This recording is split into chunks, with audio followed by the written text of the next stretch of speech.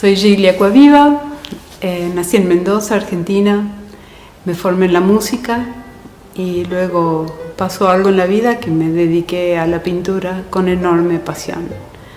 Sorprendentemente para mí, porque pensaba que la música era la única posible de amar tanto, y sin embargo pasó un segundo amor y convivieron, pero me expresé, trabajé y me desarrollé en las artes visuales, en el campo de la pintura, donde por una conquista de libertad propuse mis propias técnicas, y eso fue el desarrollo de la vida, desarrollar una técnica o varias técnicas y buscarles todo lo que podía decir con ellas.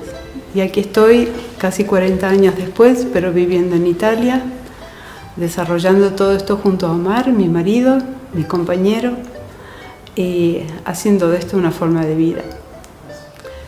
Trabajo en Rocca di Papa, es una localidad de las afueras de Roma, en la zona que se denomina Castelli Romani, castillos romanos. Una zona hermosa, verde, un poquito más alta en cuanto a altitud que Roma, lo cual le da una temperatura especial, más fresca, más exquisita.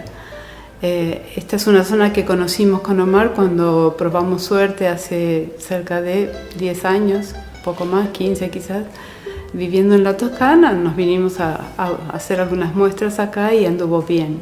Después con el tiempo los hijos crecieron, que son 3, cada uno haciendo su vida, y quedaron en la zona de la Toscana, pero Omar y yo nos transferimos a Roma. Y hace poco que pudimos cumplir el sueño de nuestra vida, que era tener la propia galería, que es esta que está a mis espaldas, y desde aquí trabajamos y somos felices. Como temática, yo seguí mi instinto. ¿Por qué digo eso?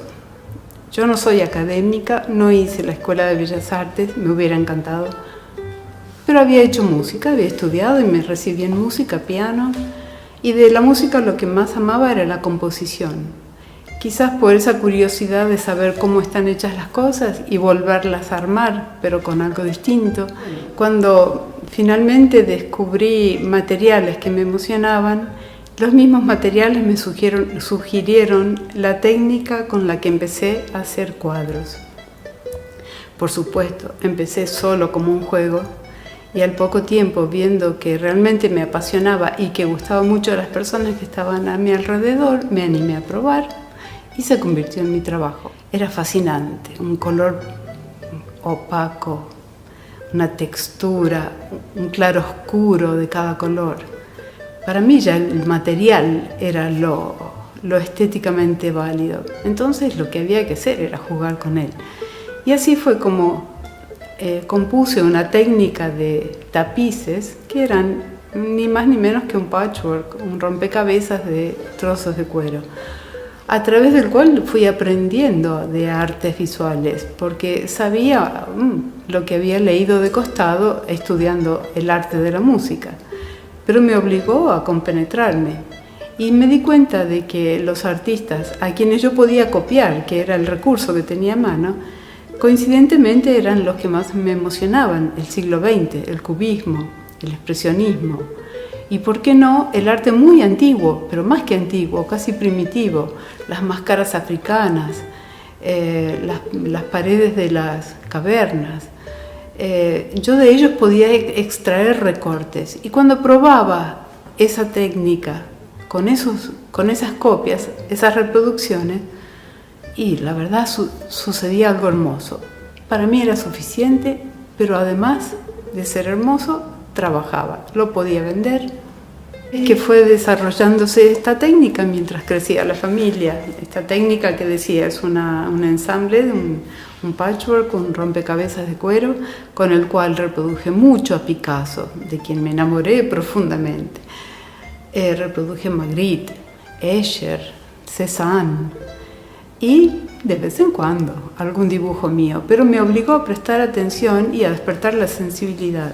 Mucho de arte medieval. Ahí descubrí que el arte medieval tenía el contorno necesario para pasar la tijera, y que además yo siempre fui muy espiritual, muy mística, encontraba una gran resonancia en las obras del medioevo.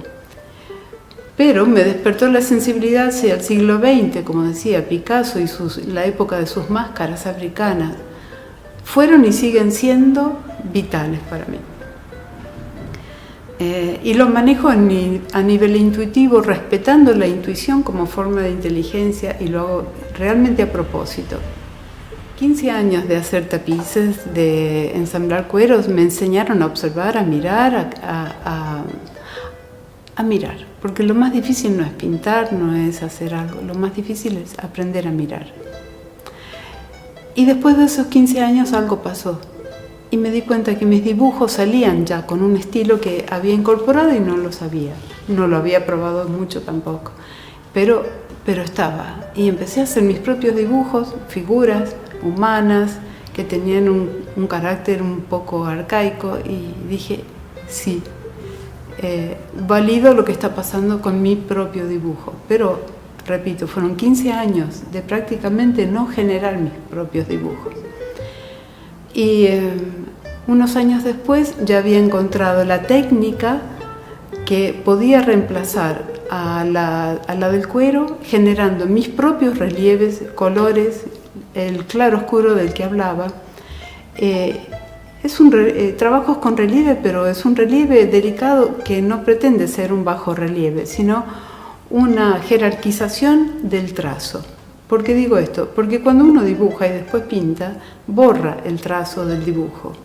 Y es una pena, porque a veces lo más rico de un trabajo pudo estar en el diseño, en el boceto. Me daba pena, entonces dije, tengo que jerarquizar ese trazo. Y así fue como empecé a investigar materiales que se pudieran trabajar en una tela y que no se despegaran con el tiempo. Terminó siendo acrílico y le fui agregando cosas hasta descubrir la arena. Era el mejor material para encolar, así digamos, con el acrílico. Y luego descubrir que el color, cuando aplicaba y luego quitaba, producía el mismo efecto de claro oscuro que el cuero. Todo eso fue intuitivo, no lo había planeado, fue saliendo y fue además muy divertido ir descubriéndolo. Yo siempre respeté el autodidactismo y el respeto a la intuición, no por no respetar a quienes estudian en forma académica, sino porque son dos formas de inteligencia, de conocimiento, y en realidad pienso que una educación cabal debería estar prestando mucha atención a estas dos formas de conocimiento. Así que por lo menos me lo respeté a mí. Respetar la intuición quiere decir escuchar esa vocecita que habla en voz muy baja, que nunca grita y nunca se impone, pero que sugiere cosas. Cuando yo la escucho, yo aprendí a hacerle caso.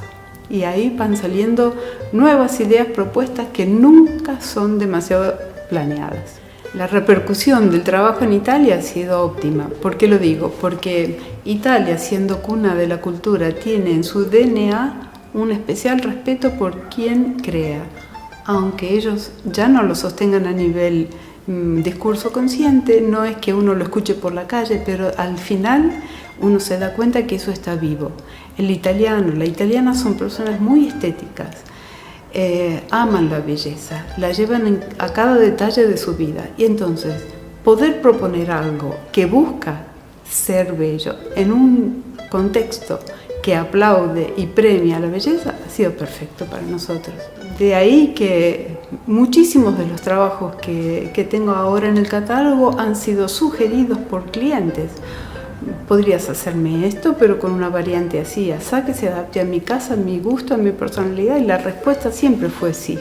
Y eso fue otra fuente de conocimiento, porque quien está pidiendo una obra pone al artista en una situación incómoda al principio, porque uno no sabe si va a poder responder a las expectativas del cliente o del amigo que está pidiendo.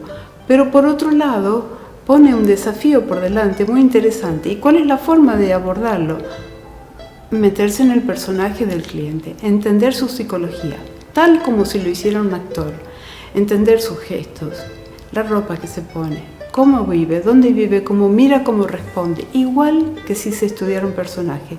Si uno aprovecha toda esa información, cuando va a pintar la misma obra, también entra en empatía, y sobre la mesa de trabajo suceden respuestas. Así que la repercusión ha sido buena y la oportunidad, la situación ha sido óptima. Me considero interactiva todo lo que pueda, con las personas, con otras artes, con la música.